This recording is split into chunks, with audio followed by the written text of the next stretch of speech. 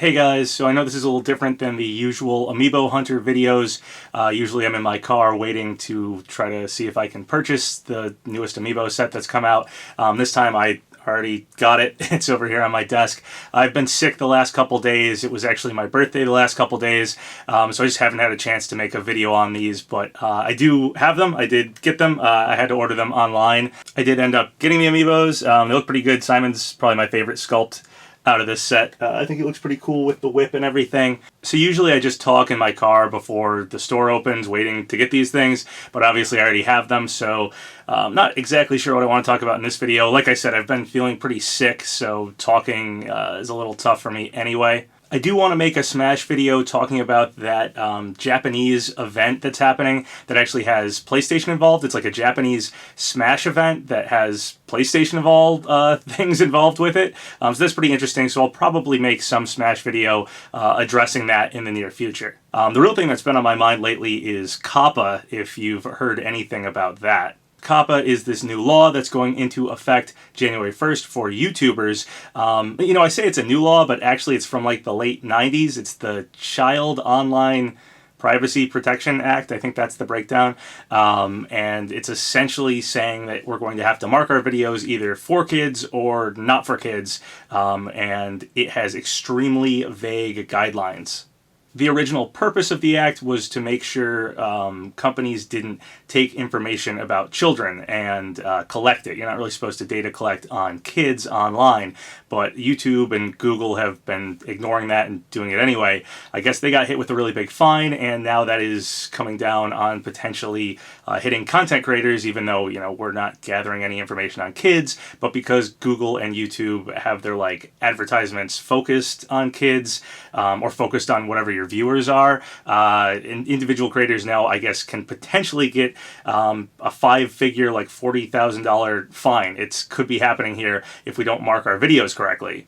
This is all just my understanding of what's going on, and it seems like no one is entirely sure of what this is actually going to end up looking like. So there's a lot of fear with content creators right now, myself included. I mean, I feel like a huge, vast majority of videos on YouTube potentially are kid-friendly, but are actually, you know, adult content. What I talk about is Super Smash Brothers mostly, and honestly I talk about like, you know, what could be happening in Smash, so it's like theoretical Smash stuff.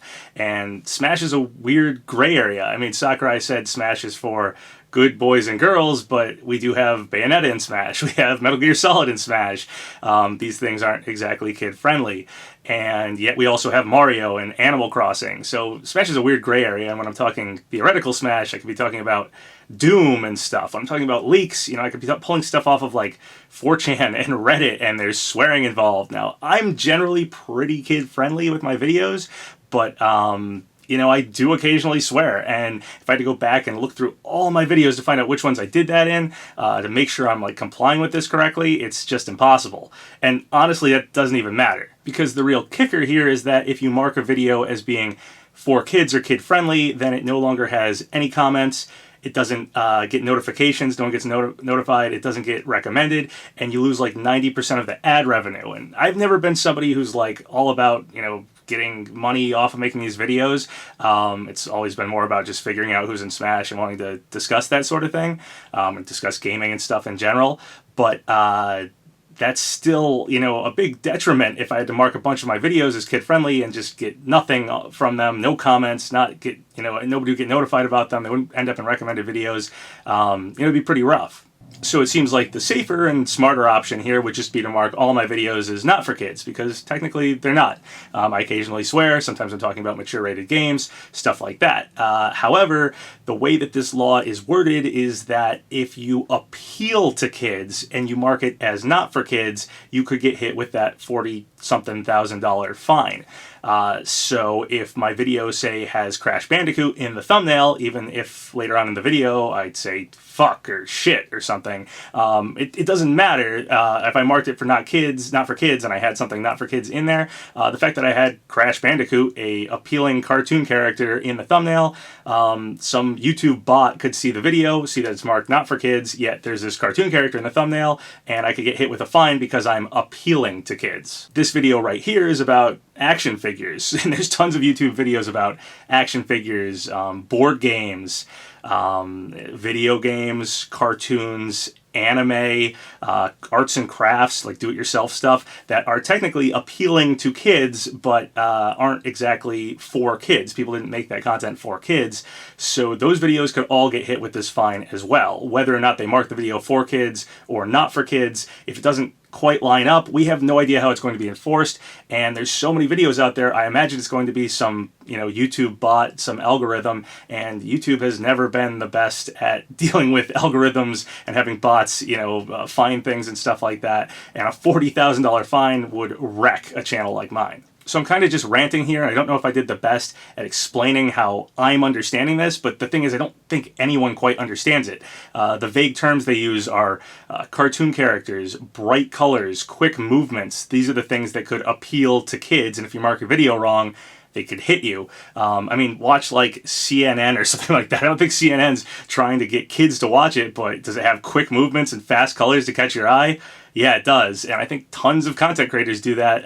Even content creators that don't have things like Mario or Pikachu in their videos, are still kind of kid appealing in that very vague sense. Essentially, it feels doomed if I do, doomed if I don't. If I mark my future videos here as for kids and I keep them kid friendly, I make sure I don't swear, say anything like that, there's still the possibility that talking about Doom Guy or something like that could be not appropriate for kids, and I don't know, I could get hit with a fine there. Also, no comments, no recommendations, etc., etc. It just feels like the channel would be very stagnant if I do that. If I mark them not kid appropriate, but I have to talk about something like Crash Bandicoot or something that looks very kid friendly. I talk about some action figures. My room has a bunch of toys in it, whatever it is.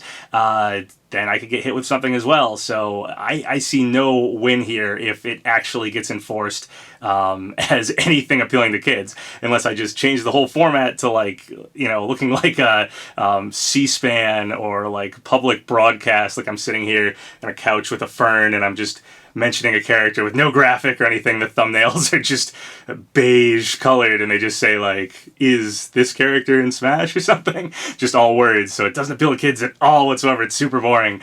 I see no win here.